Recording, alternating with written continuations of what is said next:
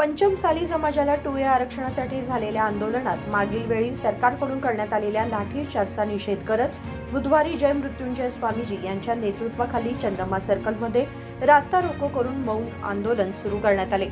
बेळगावातील पंचमसाली समाजाच्या आंदोलनाबाबत गांधी भवनातून सुरू झालेली मिरवणूक राणी चन्नम्मा चौकात पोहोचली आणि सरकारच्या भूमिकेचा निषेध करून पंचमसाली समाजाच्या मौन आंदोलनात सहभागी झाली।